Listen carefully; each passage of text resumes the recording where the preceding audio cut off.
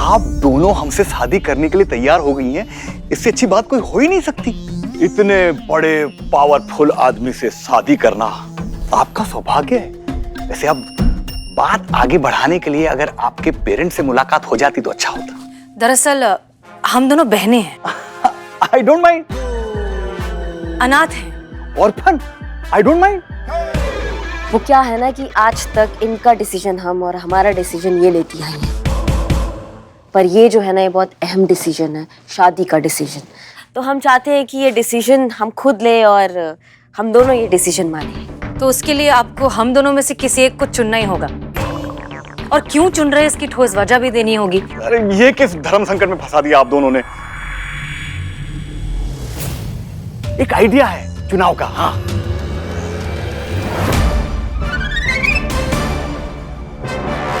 का? अब ये भी कैसा शर्त हुआ? भाई जो है यही है। आप दोनों को आर्म रेसलिंग करना होगा, पंजा लड़ाना होगा एक दूसरे से, और जो विन करेगा जीतेगा वो हमसे शादी करेगा, और जो हारेगा वो निराश ना हो, क्योंकि साली आधी घरवाली होती है ना, तो 50% प्रॉपर्टी उसकी भी है। मंजूर है।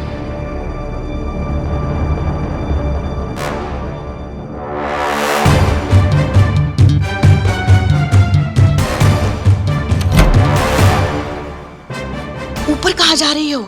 ऊपर बाद में चलते, पहले इस तरफ देखते हैं। पुष्पा जी दरवाजा तो बंद करते पहले। हाँ।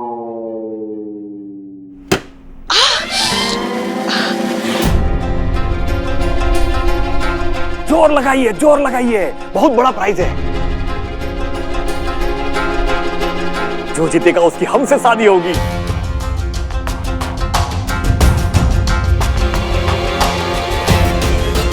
कांटे की टक्कर है, जोर लगाइए, जोर।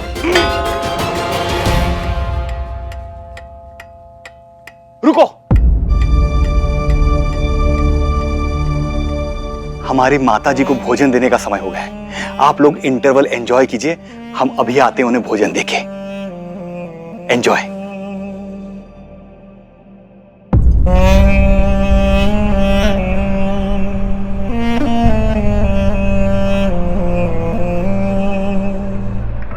ड्राइवर ने क्या कहा था कि इनके घर में सिर्फ इनकी बूढ़ी माँ रहती है। हाँ, यही कहा था। तो फिर एक बूढ़ी माँ के लिए 2 खाने की प्लेट क्यों? कुछ गड़बड़ है। आप यहीं रुकिए, हम चेक करके आते हैं। अगर कुछ भी हुआ तो हम आपको बुलाएंगे। जी मैडम।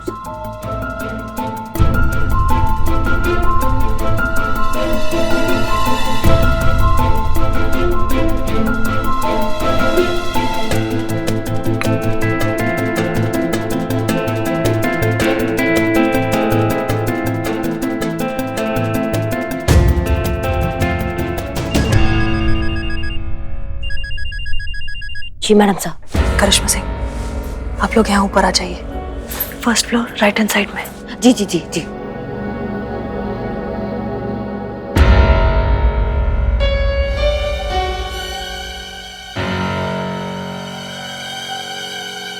तो सचमुच अपनी माँ को खाना खिला रहा है, और कोई है भी नहीं।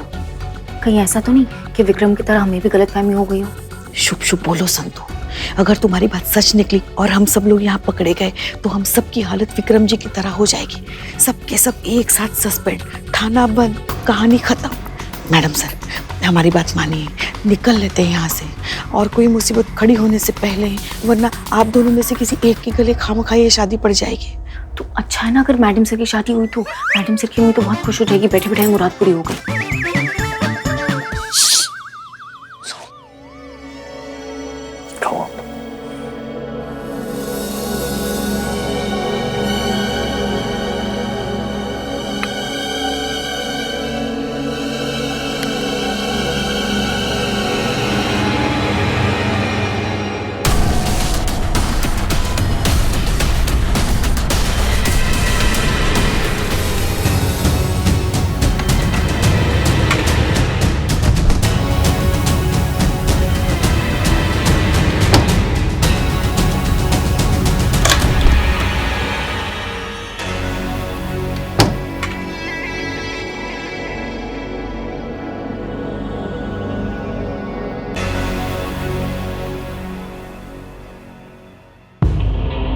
इसका मतलब जरूर वहां उस कमरे में कोई है।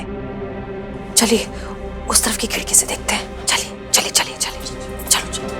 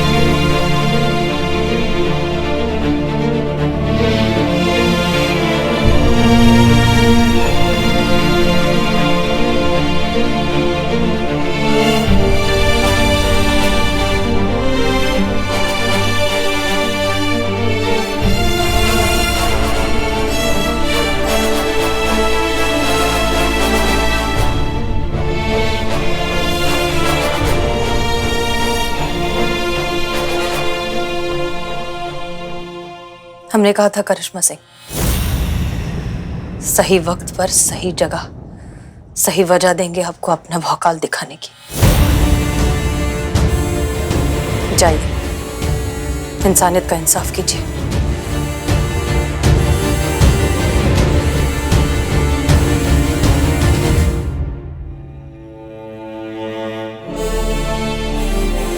पुष्पा जी, हमें इन्हें अपने साथ लेके जाना चाहिए।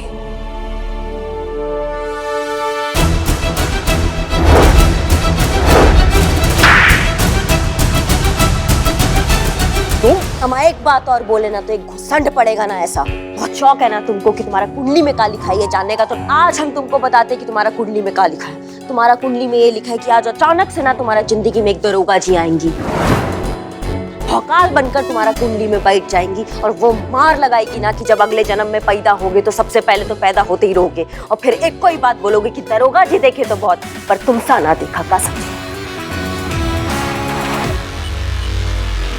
बात दरअसल ये है सर कि बाबा का भूत गौरी शंकर के दिमाग पर कुछ इस तरह चढ़ा कि वो जो बोलता गया वो करता गया।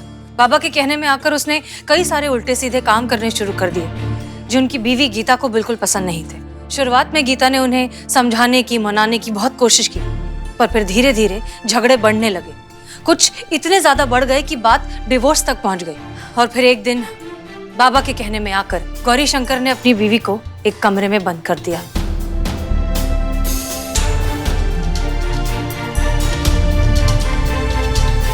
और फिर पूरी दुनिया में ये झूठी खबर फैला दी कि इनकी बीवी ड्राइवर के साथ भाग गई।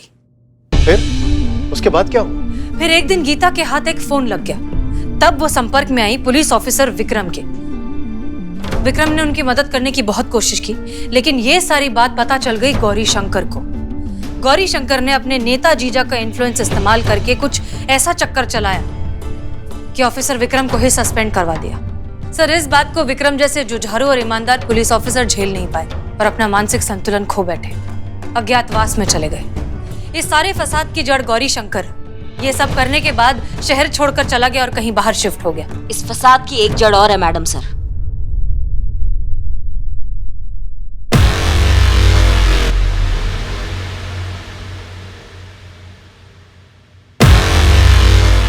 ये बाबा इंडिया में है?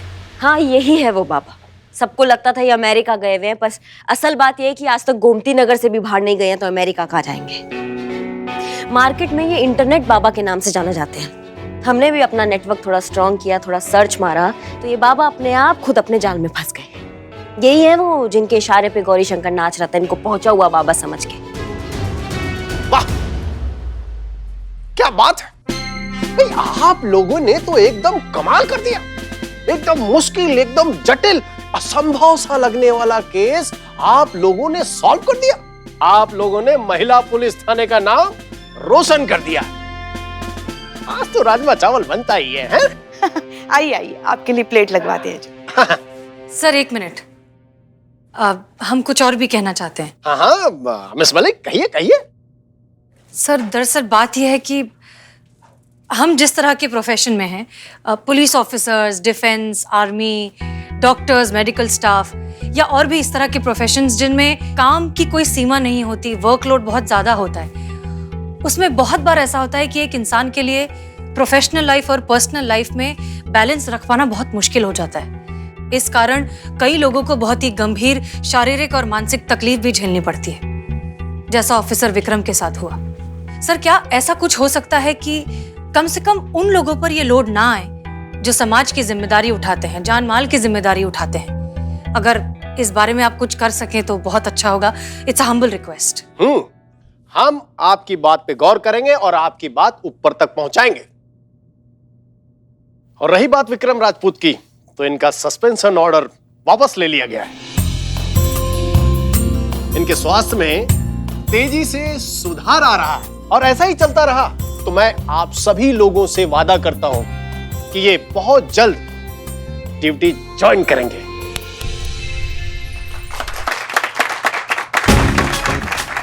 आप सभी का बहुत बहुत धन्यवाद।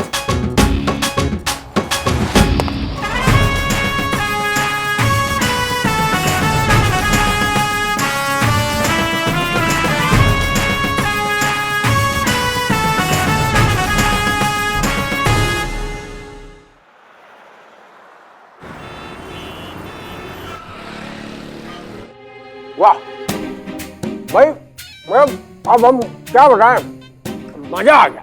सर, अमीनाबाग के सबसे फेमस पकौड़े वाले से खास आपके लिए ही मंगवाए हैं, खाइए ना। नहीं, उसके लिए नहीं। हम ये कह रहे थे कि हमें गर्व है अपने महिला पुलिस थाना पर। अपने पूरे साल में से 100 घंटे निकालकर सबसे महत्वपूर्ण अभियान स्वच्छता अभियान को दिया।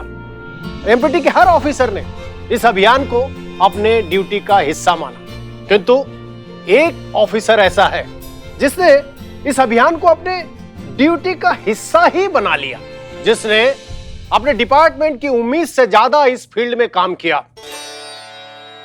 डीएसपी साहब हमारे बारे में बात कर रहे हैं संतू जी। पुष्पा जी, यहां आइए। हाँ सर। ऐसे होनहार ऑफिसर के हौसला अफजाई के लिए, सम्मान के लिए आप लोगों को तालियां बजानी चाहिए। तो उस होनहार ऑफिसर का नाम है करिश्मा सिंह।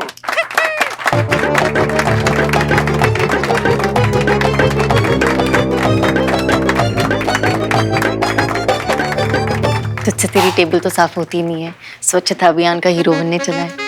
संतू जी, आप कभी किसी दिन मदद तो कीजिए, पूरा का पूरा थाना साफ कर देंगे हम, कसम से। ये लीजिए।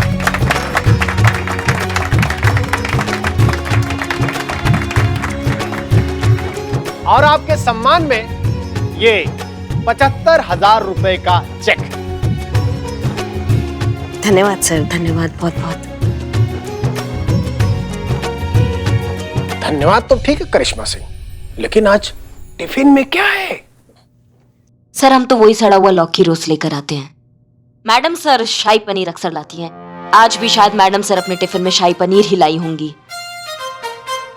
ये डीएसपी सर हमें देखकर ऐसे मुस्कुरा क्यों रहे हैं?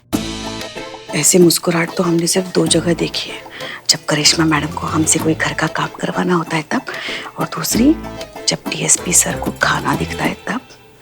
मुबारक हो मैडम सर, आपका टिफिन तो गया। आसपास की गली और शहर की साफ सफाई पर ध्यान देकर डिपार्टमेंट खुद ही अपनी पीठ थपथपा रहा है और एक दूसरे को इनाम बांटे जा रहे हैं, लेकिन बाकी चीजों की स्वच्छता का क्या है सर? आपके कहने का मतलब क्या है? हमसे कोई चूक हुई है? अनाथ आश्रम में जो गरीब बच्चों को खाना खिलाया जा रहा है वो घटिया किस्म का है, उसे खाकर बच्चे बीमार हो रहे हैं। ये सब आपकी नाक के नीचे हो रहा है सर। मैं पूछना चाहता हूँ कि ये आपके होती हुए ऐसा क्यों हो रहा है सर? शहर की स्वच्छता का ध्यान तो आप रख रहे हैं, पर खाने की स्वच्छता का क्या? क्यों गरीब अनाथ बच्चों की जिंदगी से खेला जा रहा है सर? बताइए आप।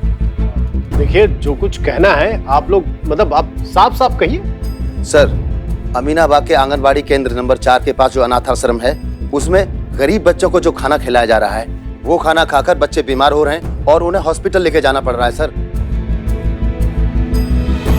ये देखिए पिक्चर्स, मैं ऐसे ही एक हॉस्पिटल से आ रहा हूँ, वहाँ कितने ही बच्चे रोज बीमार हो रहे हैं ऐसा घटिया खाना खाकर।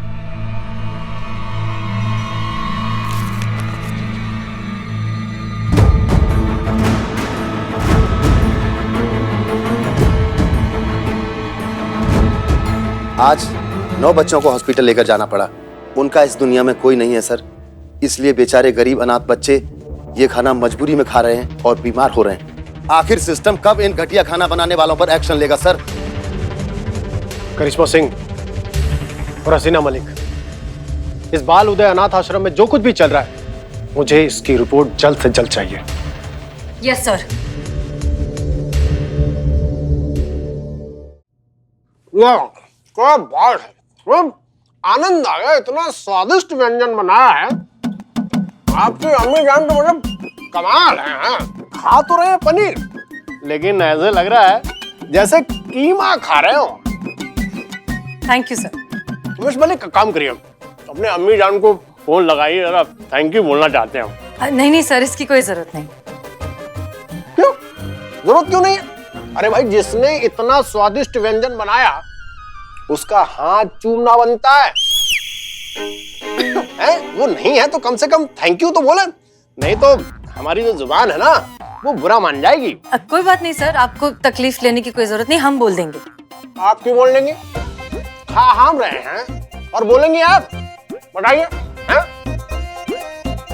आप फोन लगाइए, हमारा ऑर्डर है। और सुनिए, फोन स्पीकर पे रखिएगा। जी सर।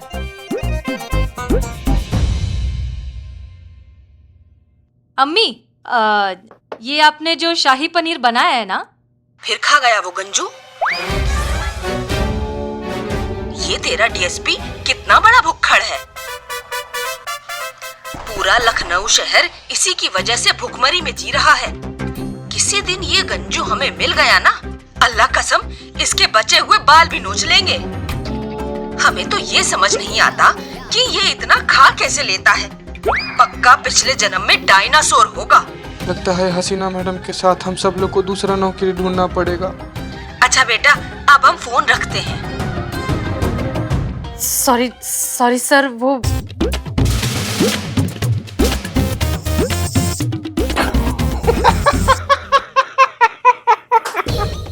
बताइए, आपकी अम्मी हमको गंजू कह रही हैं।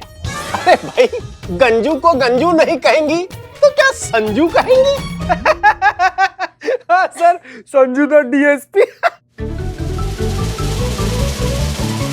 सॉरी सर, हम चाहते हैं कि अनाथ आश्रम वाला केस आप हमें सिंगल हैंडेडली दे दे तो बहुत अच्छा रहेगा, क्योंकि अभी अभी आपने हमें स्वच्छता अभियान से सम्मानित किया है और ये केस भी स्वच्छता से जुड़ा हुआ है, तो फिर हमारा हक बनता है कि ये केस हम संभालें। करिश्मा सिंह, आप बिल्कुल सही कह रहे हैं, लेकिन इस बार मामला थोड़ा सेंसिटिव है।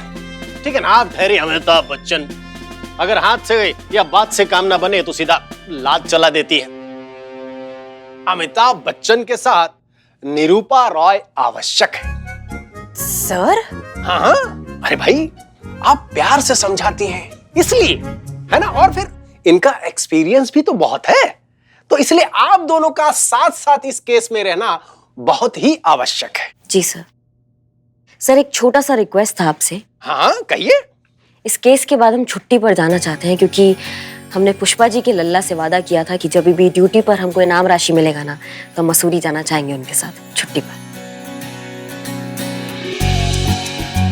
बिल्कुल, आप मसूरी छुट्टी मनाने जा सकती हैं, हम सब जानते हैं। जय हो भोलेनाथ, तुमने हमारी सुन ली। पहली बार दोनों कहीं घूमने जा रहे हैं, और वो भी किसी हिल स्टेशन पर। इस बार कोई ऐसा चमत्कार करो कि हमारा लल्ला एक और लल्ला लेकर ही घर आए। नहीं, रोना नहीं, ऐसी हंसना है बस। अरे पुष्पा जी, मुबारक हो, पोती हुआ है आपको। लाओ लाओ, बच्चे को हमारे पास तो लेकर आओ। कितनी प्यारी बच्ची है, बिल्कुल हमारे लल्ला पे गई है।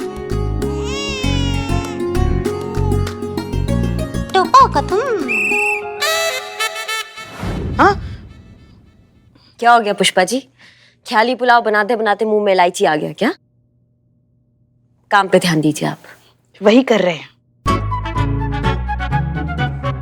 तुम भी। हाँ भाई, आप लोग अपना काम पूरा कीजिए, हम अपना अधूरा काम पूरा कर लेते हैं। इस शाही पनीर को खत्म कर लेते हैं।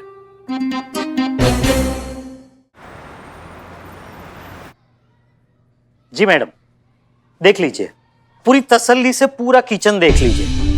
हम हमारे यहाँ अनाथ आश्रम में साफ सफाई का पूरा ध्यान रखते हैं, सब क्लीन रहता है। जो खाना बनाती है यहाँ पे, उसकी तो मैं पर्सनल गारंटी ले सकता हूँ, चाहिए तो आप लिखवा के ले लीजिए। आप सफाई का तो ऐसे गारंटी वारंटी दे रहे हैं जैसे लगता है यहाँ पर खाना नहीं वॉशिंग पाउडर बनाते हैं आप।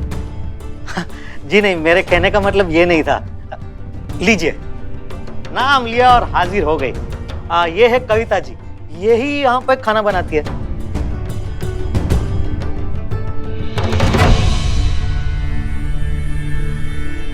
जीते जरा लाना, टेस्ट करे थोड़ा। जी मैडम।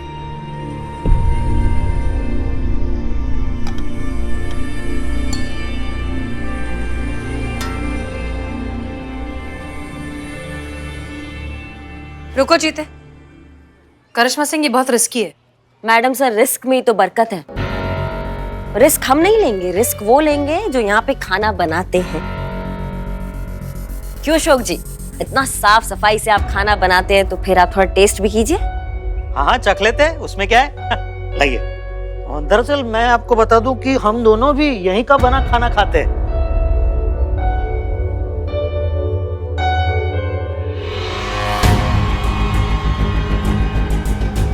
आप भी खाइए कविता जी, ये खाना आपने ही तो बनाया। हाँ, इन्होंने ही बनाया है। ये लो, खाओ, कितना टेस्टी है, खाओ।